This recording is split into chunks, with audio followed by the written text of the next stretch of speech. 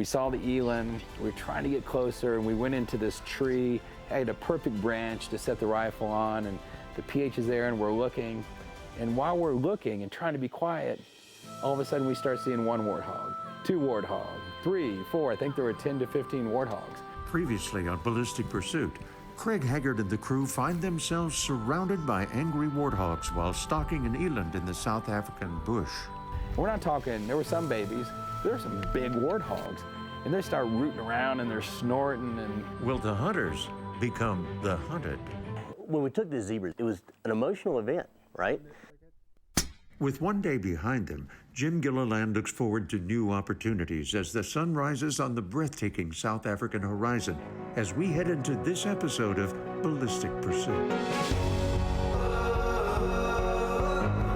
A transatlantic voyage spanning thousands of miles and several continents as this group of people from all corners of America embark on the journey of a lifetime to a land filled with people as diverse as its terrain, a sportsman's paradise. Take a ride with the Lucid Optics crew as they make tracks into South Africa in this edition of Ballistic Pursuit. The sun slowly lifts up on the horizon as the lions send out the clarion call, making sure everyone at the lodge knows it's a new day. These members of the Ballistic Pursuit crew are ready to roar too. Opening day 2. With the zebra from yesterday achieved, the Lucid Optics crew heads out for a full day of adventure. James Gilliland is on point and ready. The winds kicked up pretty good starting around 2 o'clock. I mean, there was a noticeable increase in the wind. And so we got out there, and there was a couple of shots that we could have taken on some other animals that we were looking at, but it was in that 500 or 600 yard range. And the conditions were about as bad as you can get. They were, the winds were a little switchy, and they were, a perfect left to right wind so that you have the maximum effect on your projectile. And it's something we could, we could have figured it out or whatever, but to give those animals the due courtesy and respect that they deserve, I was like, no, I'm not going to take that. I'm not comfortable with taking that shot right now on an animal. If in these shooting matches we go to and things like that, you're shooting steels, steel plates or whatever, and so, there's no harm in that. But when there's a life involved with it, then that takes a lot of respect. But it's a new day, and there are plenty of opportunities on the horizon for Jim and the crew, including the elusive springbuck Jim's been after. You guys just should have stayed here. We were actually following some springbuck. We got on some, picked one we wanted, was moving toward them, and as we crested the hill, springbuck kind of spooked and moved off, and we just happened to look over and see a pretty big herd of these blessed bucks. And Jim has one in sight. It turned on them or whatever, and like I said, the pHs were right on it. They saw exactly what we were seeing, and we changed gears and moved into this. Which one? The one on the far left? These antelope have a distinctive white face and forehead and can maintain a speed of 43 miles per hour. Although they're not good jumpers like the elusive springbuck, the white blaze on its forehead, the inspiration behind its name, blessbuck. Bless means blaze in Afrikaans, one of South Africa's 11 official languages, and Jim is on fire to get one. And so we found a herd of common blessbucks, huge herd of these animals. And as we got up closer to them or whatever, the herd broke up and about 2/3 of them took off. So the third that we had left was, they were kind of checking us out and making sure what was going on or whatever.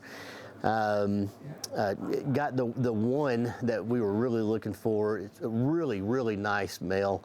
Had some fight marks on his, his horns, whatever. Just really neat animal. So we set up on him and got everything ready and took that shot. Again, it was a one shot. We took him down. The equipment we're using is just, it's amazing. Super accurate rifle. The optics, dial easy, very clear to see through, and the ammo is devastating. So, all this stuff together just really helped us out, through all these transitions and these hunts. Mine doesn't have, because I have one, but mine does not have the real distinct line like that. That's pretty. Even wild horses couldn't drag this crew away. So there's probably 8 or so horses out here or whatever, and they were kind of behind the herd. And so whenever we took this guy and he went down, you know, the horses were, you know, got really curious on it, and they came up and, you know, kind of checking us out or whatever else. And as we pulled up, they gave us a little bit of room. Of course, they're still hanging out watching. They're being entertained just like we are, I guess. So, yeah, just really neat to see how everything interacts together out here. Really, really blessed. Blessed indeed. And this day has just begun. There's more hunting Shoulder. and feeding to do here at Terra Wildlife. Up next on Ballistic Pursuit, a first-hand lesson when it comes to the importance of standing your ground. Lucid Optics presents Ballistic Pursuit, sponsored by Shaw Barrels, proven precision.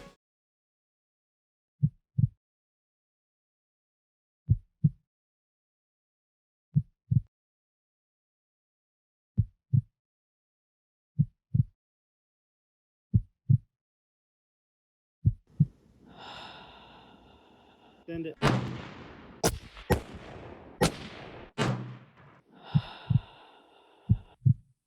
Center punched it.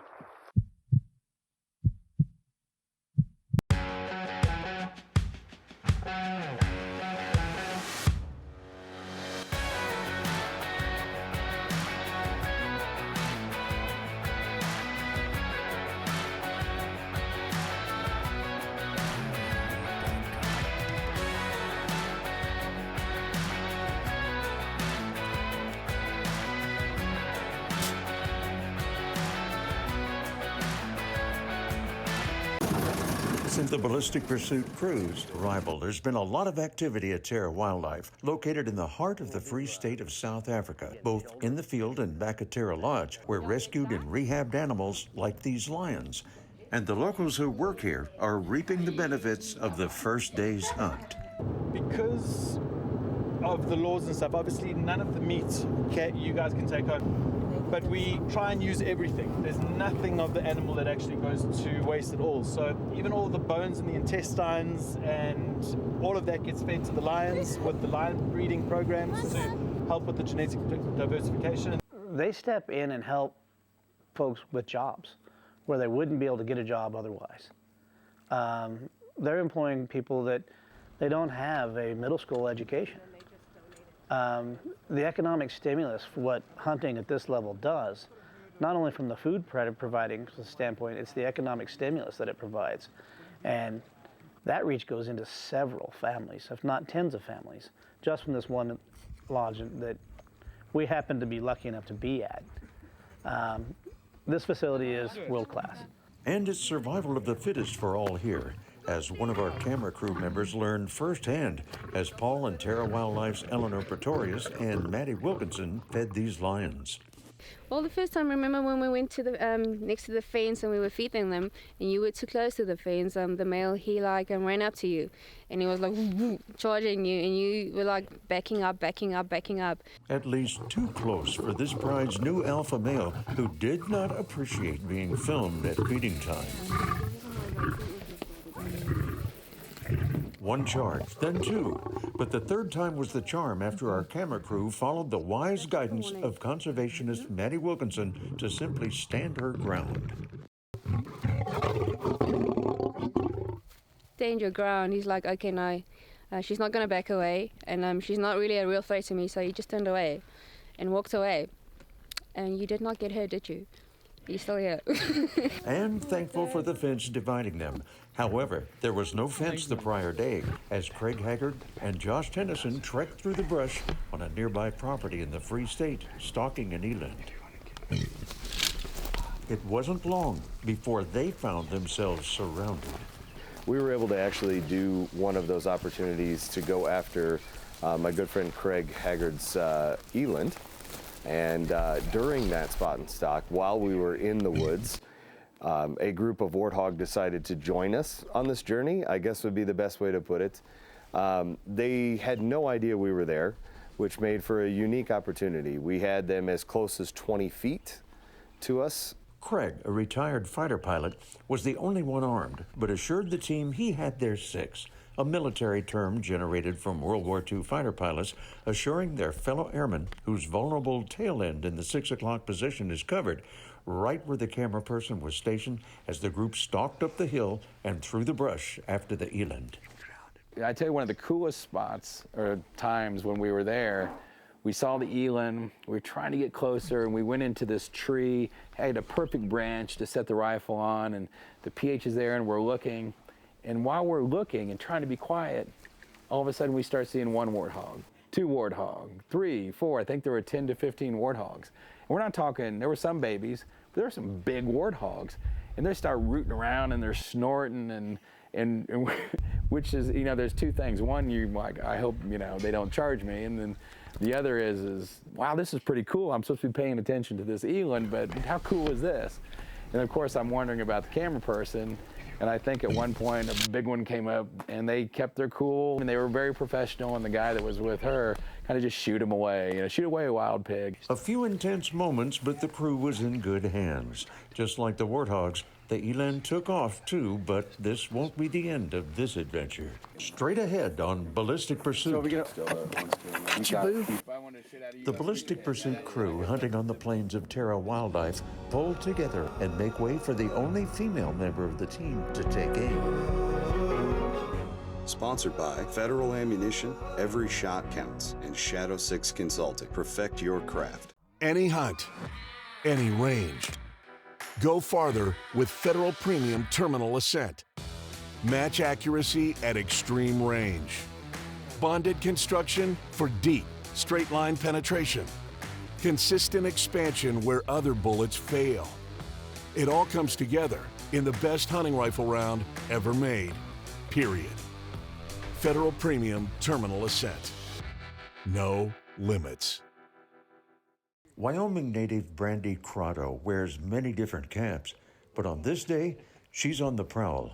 I was actually on the buggy with Jim Gilliland, and he was hunting, and I can't remember which animal he was supposed to be taking, but I was doing photography for that part of the hunt. And all I remember is they stopped and they said, "There's the impala." And someone, I don't know who, grabbed my camera equipment and had custody of my camera equipment. They shoved me to the gun, and all I remember asking is, where is it and how far? But the opportunity showed itself, and we had to not pass on it. We might not have that opportunity again. So I grabbed the camera equipment and I took it out of her hands, and we cleared a path to the firearm for her to get in position. And it happened so fast. I can only imagine how overwhelming that situation had to been for her. Because it truly happened so incredibly fast. He sat there and he told me, now here, they don't give you time. They don't stand still. You get it in your scope and you shoot it. And so I said, all right. And I sat down and I got it right on target and I pulled the trigger. When the impala presented itself for Brandy, because we had designated a couple different species for some of us to take outside Jim on the trip, she drew the impala. And when that opportunity presented itself, none of us truly were ready for that. It was like I was saying earlier, how you never know around what corner, over what hill, what you're going to run into. We weren't necessarily specifically hunting for impala at that time, but when we came over the rise, and there was a really nice impala, it was Brandy's turn to get behind the gun. And in some ways, I feel kind of bad that she got robbed of the experience, a little bit of the true hunt and the stock of focusing just on her for the impala.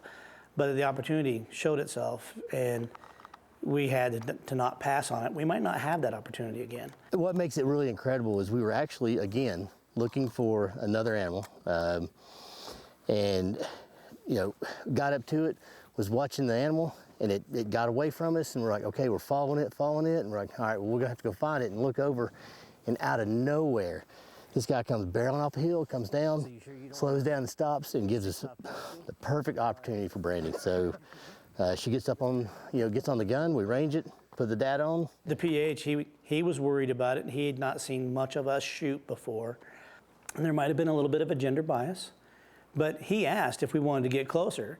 And as she closed the bolt, I remember her saying, no, I'm good. And we got the dope on the gun for her. She managed the shot, an excellent 300-yard shot, a little further than 300 if I remember right. But couldn't have placed that shot any better. The thing about Brandy you gotta understand is when the time comes to actually focus up, there's nobody better. Under pressure, she's great. I can speak to, from an instructor standpoint, I would rather have women at the bench learning how to shoot with marksmanship than men. Interesting things. Women come to a class fully aware that they don't know what they don't know. And they listen. They take note. They're detail oriented. They take direction very, very well. Men, on the other hand, they're my biggest challenges because they come to the class, I've been shooting for 40 years, and they have a bunch of bad habits that they won't recognize that they have. They pack an ego into the classroom, and you have to prove yourself before they'll begin to listen to you. It's a male thing. The ethical kill, make sure one shot. I like the one shot. I don't like suffering in the field. So I was really concerned about that, as where you aim on a South African animal is different than where you do at home. I don't know. All right, Ricky Bobby. It was a great, absolutely great job. Distance 300 yards. It's one of those things where there's a reverence that you should never lose when you're doing the taking of a life to sustain and feed your family. The hunting portion of it, and don't get me wrong, it's an adventure and it's fun, but there's a deep-rooted respect level for the animal in that regard. And so when I've taken Brandy hunting deer, elk, antelope, whatever, she has always had that reverence. And I will spend my time helping those folks every day, all day. It didn't change when we went to Africa. You have to thank them for that, because we hunt for food. We don't hunt for fun. We hunt for food. So you have to take the time and show your respect to that animal. Thank them for the food you're about to have. And the problem with the South Africa, we were unable to take our food home with us. And so it was just an amazing feeling to know that we were donating this food to people in need. Up next on Ballistic Pursuit, something to sing about at a home for the disabled. Sponsored by Crown Safari Group and Tacticam. Share your hunt. The Houston Safari Club is for anyone who likes to hunt. It's for the love of the outdoors. It's to give all of us as individuals a voice. Ever wanted to hunt whatever, wherever in the world, somebody in the club has done it and can point you in the right direction. We have met some of our very close friends through Houston Safari Club. I love the Houston Safari Club. I love the Houston Safari Club. I love the Houston Safari Club. Join the Houston Safari Club Foundation to increase your knowledge of the hunting world. Those who have traveled the diverse and breathtaking terrain of South Africa clearly see the treasures this exotic land has to offer. On the flip side, it's hard not to see the economic disparity among those who live here, but those who visit and hunt here help keep the locals working and able to put food on the table for their own families. With the tourism, we haven't been able to have any international travel, and COVID has hit a lot of people hard. And with the hard lockdowns, we haven't been able to go and get jobs. And I mean, our unemployment rate is sitting upwards of 45% upwards. So it's been tough, and a lot of people in the communities have struggled.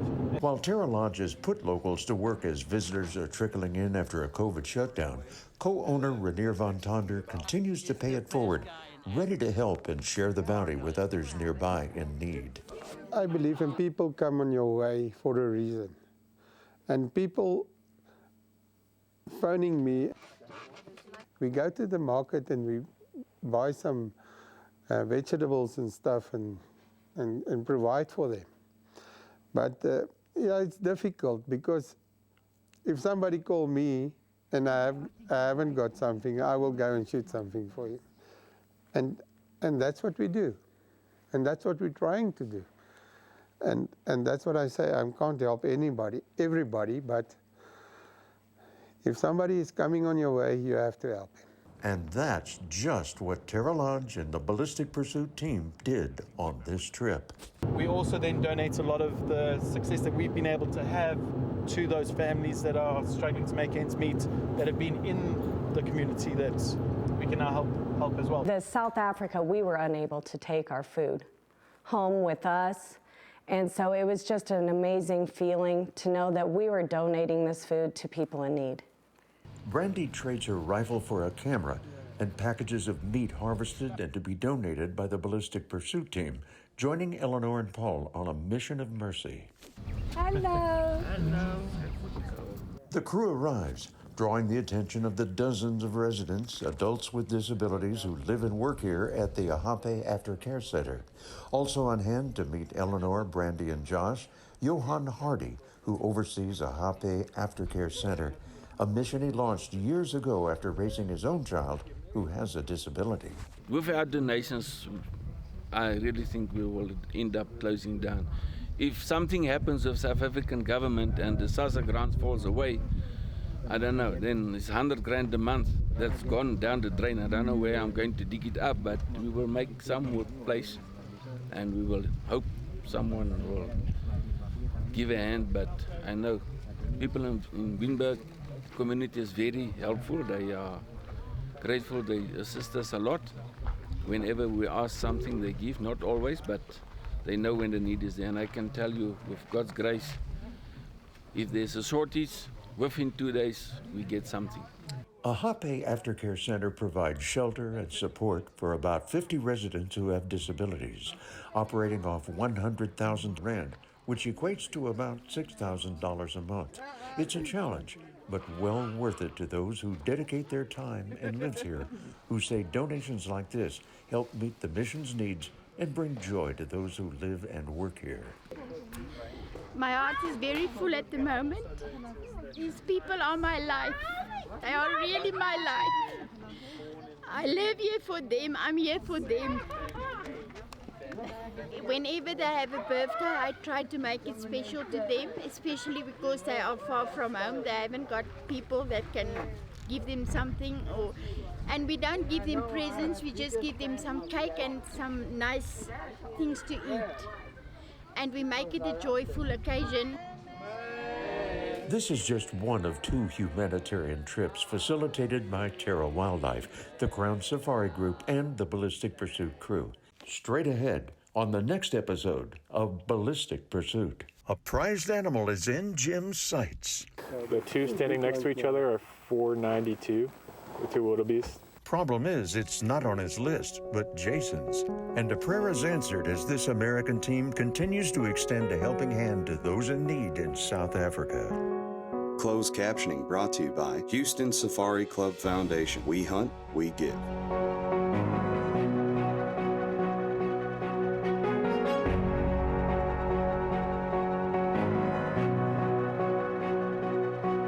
The special needs orphanage was Ahape. Again, I hope I pronounced that right. Incredible facility with incredible people. Any little bit helps.